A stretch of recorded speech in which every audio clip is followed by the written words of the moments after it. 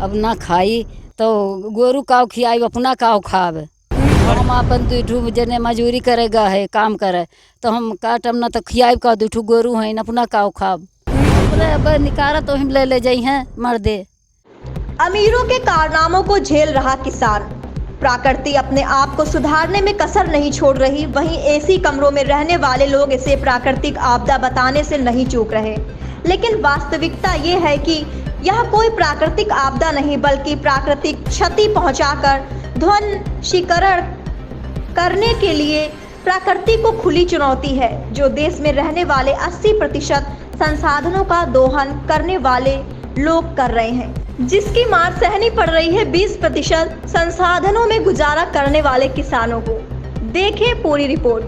प्राकृतिक आपदा प्रकृति के द्वारा जन धन की जो हानि की जाती है उसे प्राकृतिक आपदा कहते हैं, लेकिन मेरी नज़र में ऐसा कुछ नहीं है। मेरी नज़र में है मानव के द्वारा प्रकृति को आमंत्रण भेजकर बुलाई गई और घर में लाई गई आपदा जिससे जन धन की हानि हो, वो प्राकृतिक आपदा है। ये एक किसान जो किसी महल में नहीं होता है, जो अपनी औलाद को कलेक्टर बनाने के लिए दिल्ली, मुंबई, कोलकाता, चेन्नई या लखनऊ, इलाहाबाद नहीं भेजती, अपनी औलाद को पाल पोस कर इसी खेत में खड़ा करती है।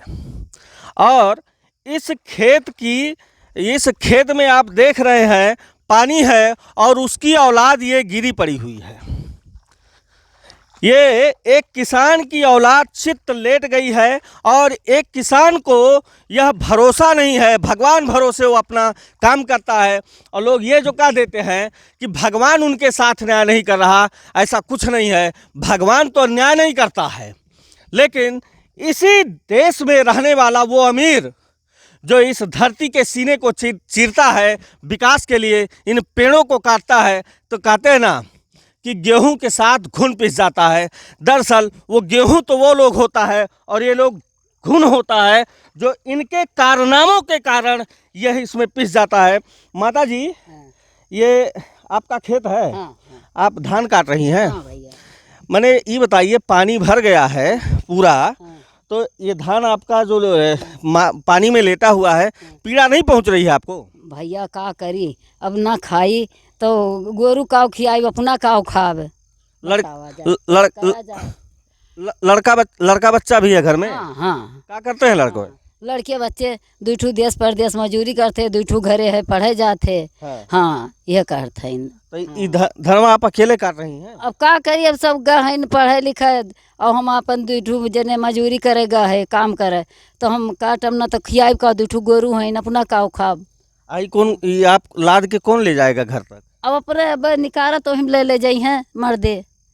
हाँ, एक ये है एक मजूर, एक किसान की पत्नी, बेटी, माँ जो इस पानी में घुस के अपना धान काट रही है और उसको बांधने का देख लीजिए, आपको इस आँख से दिख रहा होगा कि किसी एसी वाले कमरे में बैठकर देश के गरीबों की नीति बनाना बड़ी आसान चीज़ है, लेकिन इन गरीबों की पीड़ा को देखने के लिए आपको हेलीकॉप्टर पर नहीं उतर के गांव में घुसकर अब 20-25 किलोमीटर 30 किलोमीटर जब आप हाईवे छोड़कर घुसेंगे तब ये गांव का ये जो दर्द है ये आपको दिखाई देगा। और दर्द को जानने के लिए आपको इस दर्द को महसूस करना पड़ेगा, तब आप जान पाएंगे।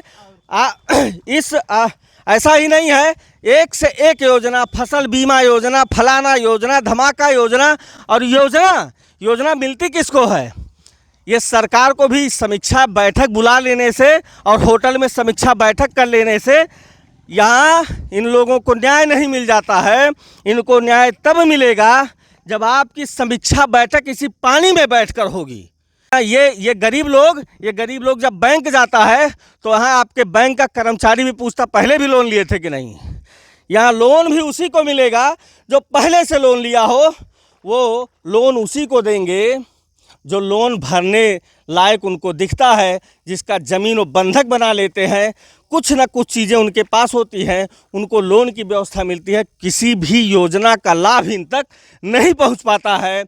इसलिए हुकूमत या पूरे देश के आला कमान यह आपसे गुजारिश है कि एसी के कमरों में बैठकर नीतियां बनाना छोड़िए, नीतियां बनाने के लिए इस पानी में उतर कर देखिए, आपको सच्चाई समझ में आ जाएगी।